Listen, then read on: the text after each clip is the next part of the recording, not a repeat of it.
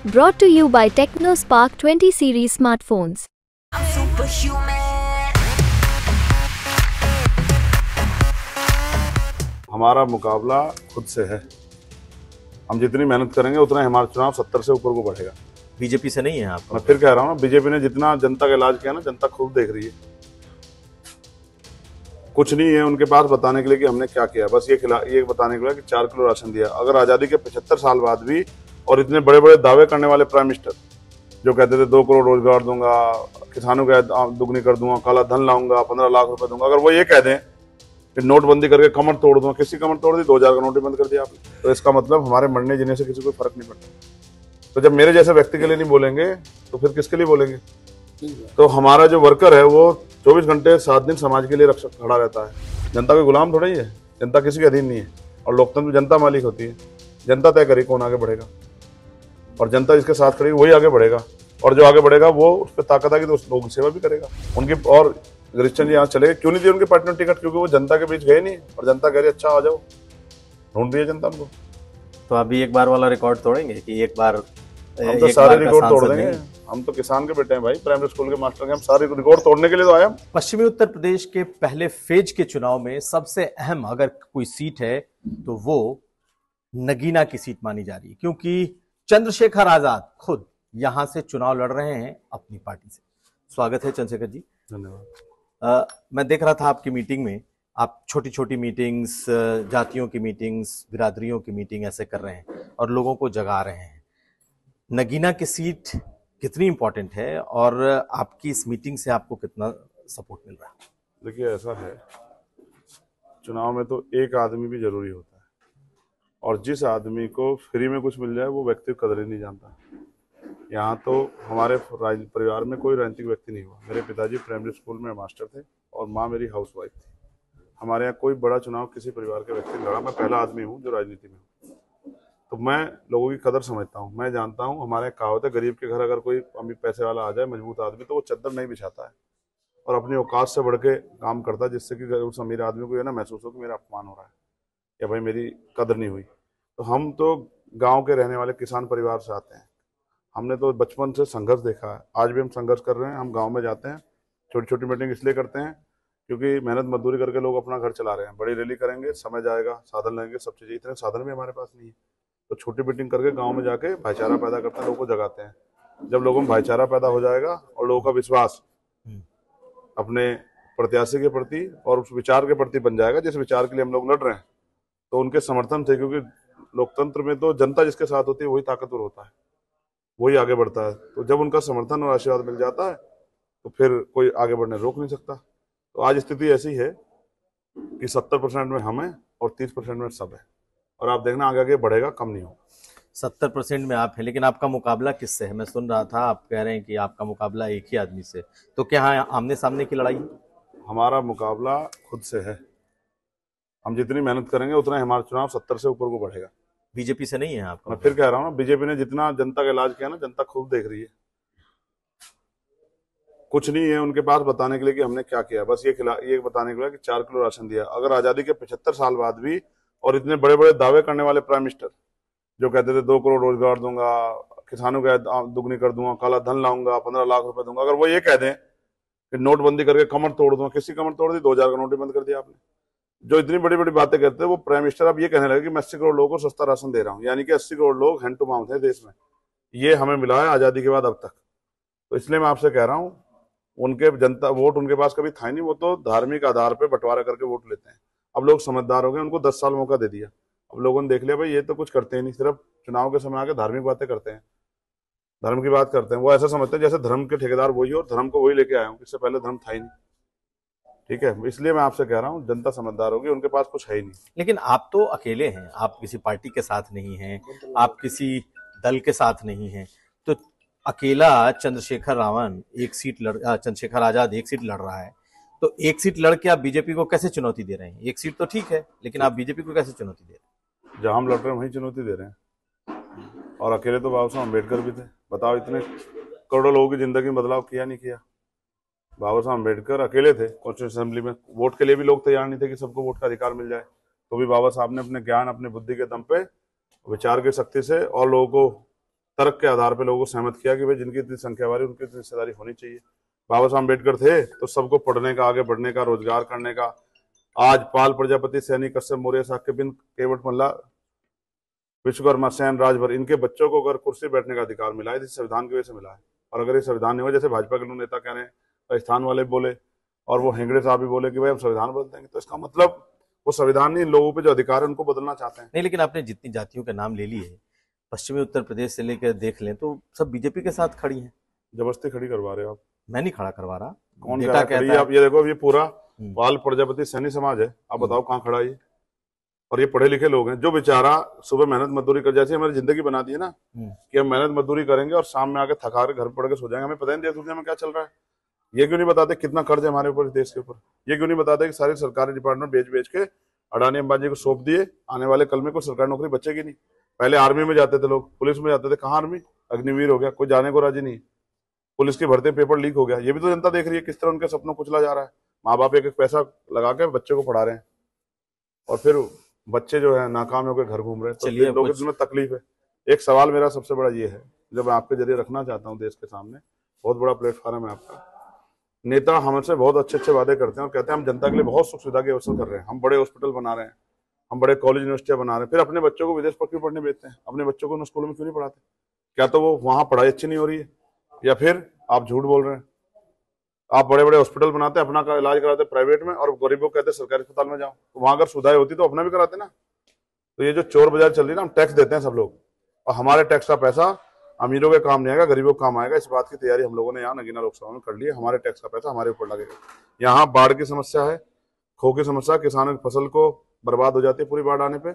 यहाँ मील का पैसा समय पर भुगतान नहीं होता, यहाँ बेरोजगारी की बहुत मार है, यहाँ अच्छी सड़क, बिजली, पानी की बहुत समस्या है, यहाँ कोई अच्छा हॉस्पिटल नहीं है कि आदमी हायर सेंटर के लिए तत्काल जाके अपने लोगों की जान बचा दे। ये क्षेत्र जैसे इसको तराई बोलते हैं, तराई से भी ज्यादा तराई में, ये गड्ढे में, इनकी तरफ कोई देखना नहीं चाहता। यूपी वाले इसलिए देखते हैं बॉर्डर पे है और उत्तराखंड वालों के भी बॉर्डर पे है, तो ये बॉर्डर होने की वजह से ये गड्ढे में पड़ा है। यहाँ पढ़े लिखे नौजवान बेरोजगार घूमने को सुनने वाला नहीं। लेकिन जिस जगह से आप चुनाव लड़ रहे हैं, इस जगह से मायावती की भी शुरुआत है। आज बीएसपी अपने जो उत्तराधिकारी हैं उनको, आकाश आनंद को आज यहाँ से चुनाव मैदान में उतार रही है। आपको लगता है बसपा कोई चैलेंज नहीं है आपके लिए? देखो, पहली बात तो वो मायावती नहीं, मायावती जी है, वो हमारी सर्वमान्य नेता है, बड़ी नेता है और उनका सम्मान करना मेरा आपका, उम्र में भी बड़ी है, बहुत जिम्मेदारी बनती है। नहीं ठीक है, मायावती जी ही बोलता हूँ। हाँ नहीं, आपने मायावती बोला इसलिए मुझे बुरा लगा। मैं आपसे बहुत जिम्मेदारी से कह रहा हूँ, उन्होंने मुझे आशीर्वाद दिया है, तो ये प्रत्यक्ष अप्रत्यक्ष है, आप इसको नहीं समझ पाओगे। उन्होंने प्रत्याशी कहाँ से बुला के भेजा? उन्होंने यहाँ का प्रत्याशी भी लड़ा है कि जिससे कुछ वोटों का नुकसान चंद्रशेखर को ना हो। उन्होंने बाहर का प्रत्याशी लड़ा, वो इतना बेचारा फील्ड में जाएगा, इतना तो चुनाव ही खत्म हो जाएगा।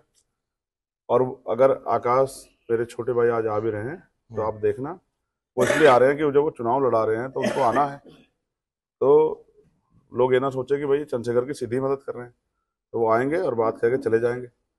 और मैं आपको कह रहा हूँ पूरा संगठन हमें चुनाव लड़ा रहा है और वो भी जानते हैं कि भाई समाज भी देख रहा है कि पहले हमने एक नेता बना दिया, एक नेता तैयार है, दूसरे को बना दो, ये भी अपने पैरों पर खड़ा होगा तो हमारी बात और मजबूत हो जाएगी। एक से भले 2 होते हैं और एक और 11 होते हैं।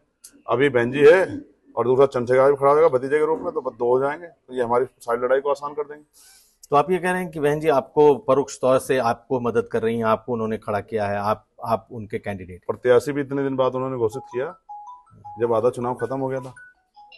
तो वो मैं फिर कह रहा हूँ ना, जल और कुल की सबको आती है, उनको भी आ रही है कि भाई 11 साल से वो हमारा बेटा लड़ रहा है, उतनी मुसीबत है उसके सामने, जितनी उम्र नहीं उससे ज्यादा मुकदमे, 39-40 मुकदमे सरकार ने उसके ऊपर लगा दिए, उसके ऊपर गोली भी चल गई। तो वो भी आप समझो ना, कुछ चीजें ऐसी होती है जो ना कहने की होती है। अब आपको क्या पता कि हमें कितने परिवार में कितना प्यार होता है। परिवार में प्यार है और उनका आशीर्वाद हमेशा से मेरे साथ रहा और अब भी उनका आशीर्वाद मेरे साथ है। वो भी चाहती कि बाबा साहब अम्बेडकर, माननीय काशीराम साहब की बहुजन समाज की विचारधारा आगे बढ़े, वो भी इसको जिंदा रखना चाहती है। लेकिन एक बात और है कि आप पूरी तरीके से अकेले चुनाव में आए, किसी गठबंधन के साथ नहीं आए। अखिलेश यादव से चर्चा चलती रही कि शायद आप अखिलेश यादव के साथ आएंगे, लेकिन उन्होंने भी आपकी सीट पर अपना कैंडिडेट उतार दिया। देखिए, आपने कहा कि मैं अकेले आया, मैं अकेले नहीं आया था। मैंने इंडिया अलायंस के सारे नेताओं से बात की, सारी पार्टी से। शरद पवार साहब से बात की मैंने, कांग्रेस के लोगों से बात की मैंने, अखिलेश जी से बात की, जैन जी से बात की। जैन जी तो अब उसमें है नहीं। मैंने सबसे बात की। मैंने उनसे कहा कि भाई हम एक सीट पे चुनाव लड़ेंगे, बाकी पे आपकी मदद करेंगे। इसलिए मदद करेंगे कि भाजपा भी रुक जाए, और दूसरा इसमें जबकि हमारा बहुत बड़ा नुकसान हुआ, हमारा बना बनाया संगठन उनको मजबूरी में अलग अलग जगह वोट करना पड़ रहा है। तो दूसरा सबसे बड़ा नुकसान ये हुआ कि 542 सीटों पे जिन जिन स्टेटों में हमारा संगठन है, अब वो हमसे सवाल कर रहे हैं कि हमें क्या करना चाहिए। तो मैंने इन सब से बात की कि भाई हमारी मदद कराओ, और हम इसलिए चाहते थे मदद, भाजपा आ रहे पहली बात। दूसरा, मेरे जैसे व्यक्ति पे गोली चली जो इतने लोगों का नेतृत्व कर रहा, किसी ने किसी एक सदन में आवाज नहीं उठी, ना पार्लियामेंट में, ना असेंबली में, ना राज्यसभा में, ना विधान परिषद में। तो इसका मतलब हमारे मरने जीने से किसी को फर्क नहीं पड़ता। तो जब मेरे जैसे व्यक्ति के लिए नहीं बोलेंगे तो फिर किसके लिए बोलेंगे? तो हमारा जो वर्कर है वो 24 घंटे 7 दिन समाज के लिए खड़ा रहता है, उनकी हक की लड़ाई लड़ता है। उन पर जब लाठियां चलते हैं मुकदमे, कोई बोलता ही नहीं है। तो जब मेरे लिए नहीं बोल रहे, हमारे कार्यकर्ता के लिए कोई क्या बोल जाएगा? इसलिए वो चाहते थे कि हमारा आंदोलन खड़ा हो। और आपने बीच में सवाल किया था कि चुनौती कैसी? ये चुनौती यहाँ से शुरुआत हो रही है, ये शुरुआत यहाँ से होगी और बहुत दूर तक जाएगी, आप देखना। नहीं, मेरा सवाल ये भी है कि आप अपनी लड़ाई तो लड़ रहे हैं जी, लेकिन अखिलेश यादव ने आपके खिलाफ कैंडिडेट उतारा। आपकी अगली रणनीति क्या होगी? क्या आपने चुनाव के बाद, क्योंकि पहले फेज में ही आपका चुनाव खत्म होगा, उसके बाद क्या आप इंडिया अलायंस के लोगों के लिए चुनाव प्रचार में जाएंगे? क्या आप उनकी मदद करेंगे? क्या अपने लोगों को कहेंगे कि आप पहली बात एंटी बीजेपी का जो बड़ा गठबंधन है उसको जिताओ? पहली बात तो मैं अपनी लड़ाई नहीं लड़ रहा हूँ, मैं अपनी समाज की लड़ाई लड़ रहा हूँ। मेरी कोई व्यक्तिगत लड़ाई होती तो मैं अगर सुख सुविधा की राजनीति चाहता तो बहुत सारे अवसर मेरे पास थे। मैं अपने समाज की आवाज़ बनने के लिए, कमजोर हक वंचित समाज की, किसान कमेरों की आवाज़ बनने के लिए लड़ रहा हूँ कि उनकी आवाज़ कोई उठाने को राजी नहीं है। दूसरी बात, मैंने प्रयास किया, उन्होंने मदद नहीं की। अब जो भी कुछ फैसला होगा वो पार्टी का फैसला। अभी तो हम नहीं लड़ रहे हैं, लेकिन अब हम ये प्रयास करेंगे कि आंदोलन ना कमजोर पड़े, क्योंकि इलेक्शन कमीशन में अपनी पार्टी को बनाए रखने के लिए मिनिमम सीटें लड़नी ही पड़ती हैं। नहीं लड़ेंगे तो पार्टी का अस्तित्व खत्म हो जाएगा। तो बहुत सब चीजें अब जो पार्टी के फैसले होंगे वो फैसले बैठ के होंगे। अभी पूरी पार्टी का ध्यान जो है वो 19 तारीख के चुनाव पे है। तो उसके बाद, अपने चुनाव के बाद, क्या आप कैंडिडेट उतारेंगे दूसरे जगहों मैंने पे? फिर कहा ना, मैं तो वर्कर हूँ पार्टी का सामान्य। हमारे लीडर खड़े जगदीश पाल साहब, सतपाल चौधरी साहब, मैं तो वर्ग सामान्य नेता हूँ पार्टी का। जो मुझे पार्टी आदेश करेगी उसको करेंगे। हमारे बड़े लीडर सब लोग खड़े हैं, उनका दीपक राणा, जो उनका आदेश होगा हम तो उस पर काम करेंगे। हमारे जिलाध्यक्ष ने हमें कहा कि आपको इस गाँव में जाना है, हरिओम एडवोकेट, हम उस गाँव में चले जाते हैं। तो हम तो एज ए कार्यकर्ता अपनी पार्टी के समर्पित कार्यकर्ता हैं, ईमानदार, जो पार्टी का आदेश उसका पालन करते हैं। आगे पार्टी जो आदेश देगी उसका पालन करेंगे। लेकिन अभी भी लोगों में इस बात का कंफ्यूजन है कि आखिर ऐसा हुआ क्या कि आप लगातार बीजेपी के खिलाफ रहे। आप एक तरीके से मान करके ये चला जा रहा था कि आप इंडिया गठबंधन के साथ है। तो वो कौन लोग हैं जिन्होंने आपको नहीं आने दिया? वो कौन लोग हैं जो आपको इंडिया गठबंधन से उन्होंने दूर रखा? क्या अखिलेश यादव का भी रोल है? जनता का गठबंधन हमारे साथ है, और नेताओं का भी तो नाम बताएंगे। जनता ही इंडिया है। बाकी तो एक सीट पे कभी 2 प्रत्याशी बदल दो, कभी 3 प्रत्याशी बदल दो, कभी 4। जनता इतनी कंफ्यूज होगी, उनको समझ नहीं आ रहा है कि चुनाव परिणाम तो क्या होंगे, वोट ही किसे देनी। तो मैं अखिलेश जी का भी धन्यवाद करता हूँ, और कांग्रेस का भी धन्यवाद करता हूँ, और तमाम विपक्ष के सब साथियों का धन्यवाद करता हूँ। उन्हें मेरी जरूरत नहीं थी तो उन्होंने मेरी मदद नहीं ली। वो अपने दम पे जीतना चाहते हैं, उनका स्वागत है। हम अपनी पार्टी को, अपने आंदोलन को, अपने महापुरुषों विचार को आगे बढ़ाने के लिए हम भी अपने निर्णय लेंगे, और मजबूती से लेंगे। ऐसा भी हमें अपने ऊपर भरोसा है कि हम मेहनत कर रहे हैं, जनता हमारी मेहनत को भी समझेगी और हमारी मदद करेगी। एक चीज बताइए, आपने कहा कि बहन जी आपकी मदद कर रही हैं, जी, आप बहन जी की मदद कर रहे हैं उनके दूसरी सीटों पर? और फिर मैंने आपसे क्या कहा, अब सारी चीजें बताने की थोड़ा ही होती है मीडिया को। कुछ चीजें तो पर्दे के पीछे भी रहनी चाहिए। आप बताओ, सारी चीजें बताएंगे तो रणनीति क्या बचेगी फिर, अगर सारी चीजें बता दी। अब तो एक बात है, मैंने यही बता दिया, आपको गलती कर दी। अब आप जो है बता दोगे तो विरोधी जो है सब सतर्क हो जाएंगे कि पूरा परिवार एकजुट हो गया है। आप लगातार करीब रहे, कहा जाता है, जयंत चौधरी के, लेकिन जयंत चौधरी ने बीजेपी का दामन थाम लिया।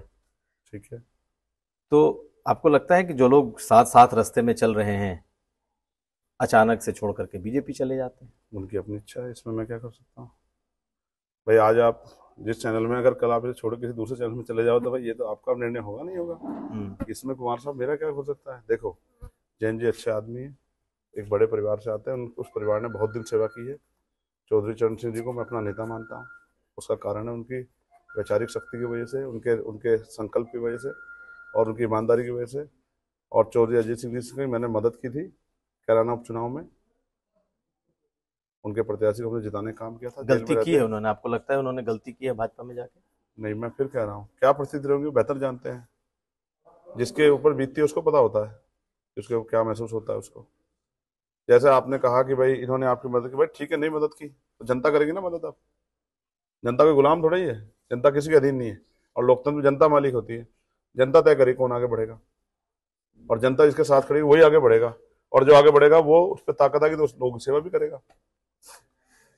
तो आपकी लड़ाई फिलहाल एक सीट पर है, फिलहाल एक सीट पर है। तो अब एक सीट से आगे का क्या है? अगर आप संसद में पहुंचते हैं, जो कि आप कह रहे हैं कि आप सबको साथ लेकर के चल रहे हैं, फिर तो किसके साथ जाएंगे? क्या एनडीए के साथ? भाजपा के साथ तो जाने से रहा। ठीक है, मैं मर तो सकता हूँ लेकिन भारतीय जनता पार्टी के साथ नहीं सदन में जाकर बैठ सकता, उनके खेमे में नहीं जा सकता। और फिर मैं आपसे कह रहा हूँ, मैं पढ़ा लिखा व्यक्ति हूँ, अकेला ही आदमी पार्लियामेंट में जाके अपने लोगों के हितों के लिए बोलूंगा। और जिसकी भी सरकार होगी उससे रोज लड़ूंगा, सड़क पे भी लड़ूंगा और पार्लियामेंट में भी लड़ूंगा। और रोज वहां दरी बिठा जाके अपने लोगों के हकों के लिए आंदोलन करूँ, मजबूर कर दूंगा सरकार को कि वो इस तरह के कानून बनाए जिससे जनता के हित आगे बढ़े, जिससे जनता की आवाज आगे बढ़े। और मैं, आप देखो कितना अच्छा अवसर है मेरे पास, अपने दल का मैं अकेला मेंबर हूँ, तो मेरी सारी बात, जब भी कोई मामला आएगा, जब भी कोई कानून बनेगा या जिस भी बिल पे चर्चा होगी, मुझे सुनना पड़ेगा पार्लियामेंट को। बाकी तो लोग पीछे बैठे रहेंगे, तो मुझे सुनना पड़ेगा। मैं अपनी बात को रखूंगा और जोरदार देकर रखूंगा, पूरी हिम्मत से रखूंगा। अपने लोगों को बताऊंगा कि ये जो बिल है इसकी सच्चाई क्या है और ये बिल जनता के हित का है नहीं है। और उससे जो है, जो वैचारिक ताकत पैदा होगी, उससे आंदोलन को मजबूत करेंगे। और अभी तो बहुत चुनाव लड़ने हैं, अभी हरियाणा आ रहा है, हम अपने साथियों का भी ख्याल रखेंगे और अपने विरोधियों का, सबका ख्याल रखेंगे। अभी हरियाणा आ रहा है, महाराष्ट्र आ रहा है, हमारा संगठन है सब जगह। हम एमपी एमएलए की लड़ाई थोड़ी लड़ रहे हैं, हम तो आंदोलन की लड़ाई लड़ रहे हैं कि आंदोलन बहुत दूर तक पहुंचे लोगों तक। कितने काम करने वाले लोग हैं आंदोलनकारी, जो जिनको मौका नहीं मिला, वो बेचारे घर बैठे हुए हैं, सड़कों पर लड़ते वो है, लाठियां वो खाते हैं। चुनाव कोई भी लड़ने आ जाता है, जनता देख रही है कि अगर लड़ने वाले को मौका दोगे तो और बात आगे बढ़ेगी। 19 को आपका चुनाव खत्म हो जाएगा जी, 4 जून को रिजल्ट है। ठीक है। आप 1-1.25 महीने किसके लिए चुनाव प्रचार करेंगे? किस पार्टी के लिए, किस कैंडिडेट के लिए, किसी के लिए करेंगे? इसका फैसला ना तो मैं कर सकता, ना आप। इसका फैसला बोल तो सकते हैं आप, पार्टी करेगी। भाई कल का मौसम कैसा होगा ये मौसम वैज्ञानिक बता सकते हैं, मैं तो मौसम वैज्ञानिक भी नहीं हूँ। मैं तो मैंने कहा पार्टी का कार्यकर्ता हूँ, पार्टी का जो फैसला होगा मैं उसका सम्मान करूंगा। मैं सबकी मदद करना चाहता कि सब आगे बढ़े और ये सत्ता से मुक्ति मिले, लेकिन कौन किसी को रोकना चाहता है ये आप और मैं जानते हैं, और सबने देख भी लिया। पिछली बार तो अखिलेश जी ने कह दिया भाई चंद्रशेखर आजाद पे किसी का फोन आ गया था तो उठ के चले गए। इस बार किसका फोन आ गया? इस बार तो मीडिया ने आपसे पूछा तो भाई आपने कह दिया कि भाई हमने बहुत लोगों को आगे बढ़ा दिया, अब हम किसी को आगे नहीं बढ़ाना चाहते। तो आप ये सोचते हो फ्री में आपको समाज वोट कर देगा, आपके कारनामे भूल जाएगा समाज। इसी यही वही सीट है जिसपे प्रमोशन रिजर्वेशन का बिल जो है फाड़ा गया था एमपी के द्वारा। समाज भूलने वाला थोड़ा, ये समाज सब जानता है समाज।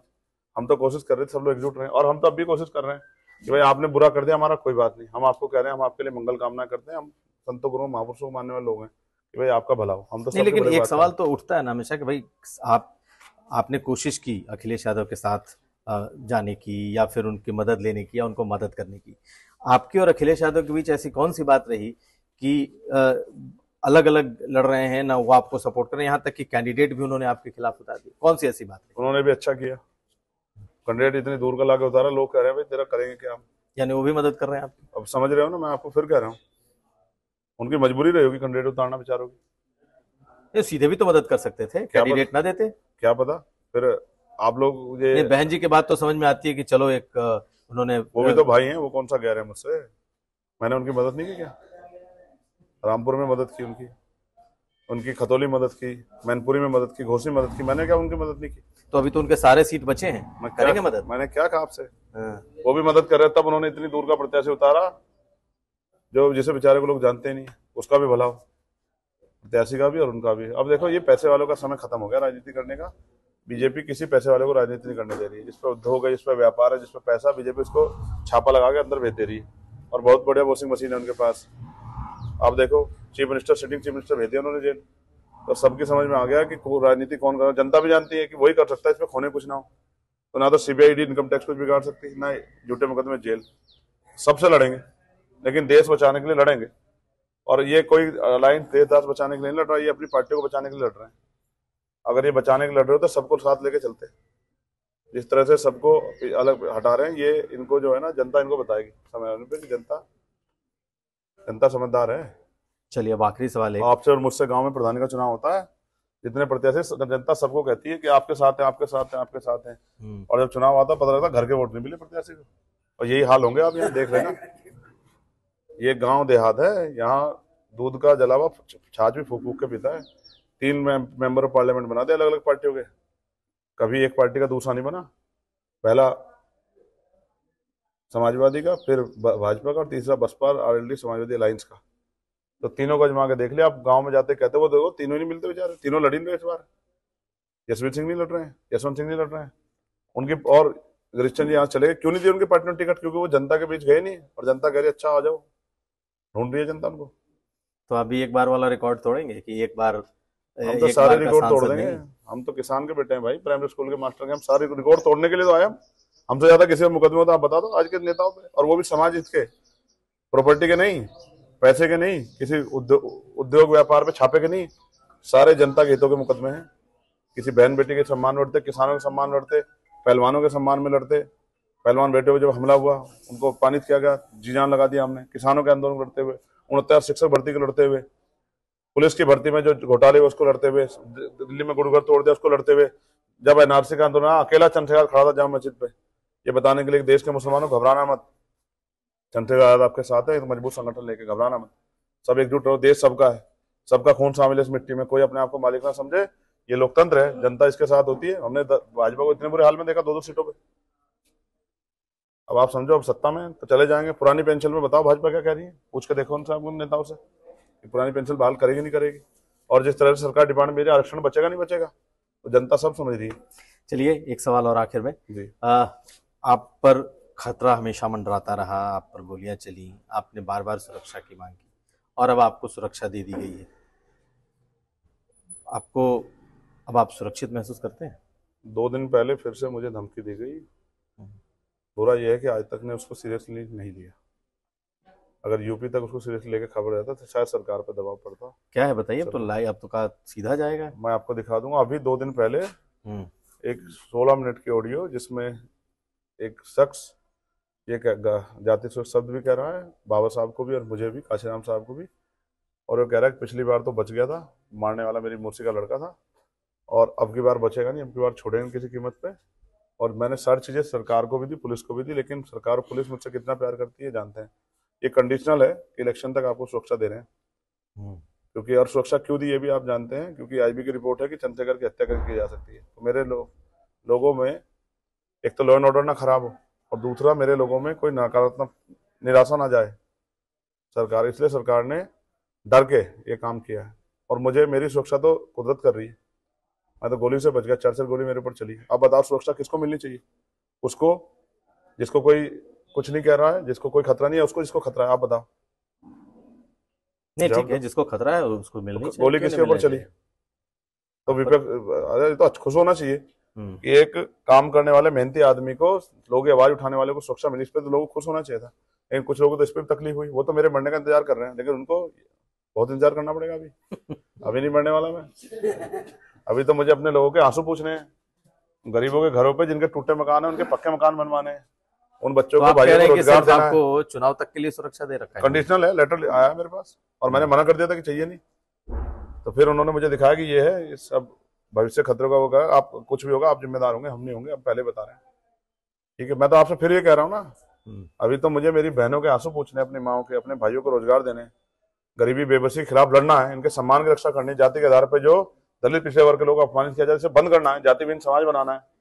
और ऐसा चाहूं राज में जहां मिले समन्वयन और छोटे बड़े सब समझे रविदास राय पर्सन, ऐसा राज व्यवस्था करनी है कि जिसमें कोई छोटा बड़ा ना हो, कोई ऊंच नीच ना हो, कोई भेदभाव ना हो, किसी को खाने के लिए अन्न की, तन ढकने के कपड़े की, सर ढकने छत की दिक्कत ना हो, पीने के लिए साफ पानी की दिक्कत ना हो, किसी बहन बेटी पे जुल्म जाती ना हो, किसी की हत्या ना हो, किसी का बलात्कार ना हो, कोई बहुत अमीर ना हो, कोई बहुत गरीब, सब लोग समान रूप से जिए, और बेगमपुरा राज, बिना गम का राज सबके लिए, ना अगड़ों के लिए, ना पिछड़ों के लिए, किसी एक के लिए नहीं, सबके लिए, चाहे वो मुसलमान हो, जैन हो, सिख हो, बौद्ध हो, ईसाई, पारसी हो, दलित हो, पिछड़े अगड़े हो, बिना गम का राज, सब किसी की जिंदगी में कोई गम ना, ऐसा राज, बेगमपुरा राज लाने के लिए जो संविधान का राज है, उसके लिए हम लोग संघर्ष करें। बहुत शुक्रिया बात करने के लिए और हमारी शुभकामनाएं। धन्यवाद। तो हमारे साथ थे चंद्रशेखर आजाद, लगातार नगीना में अपना कैंपेन कर रहे हैं और हम उनके कैंपेन में नीरज कुमार अभिषेक, नगीना।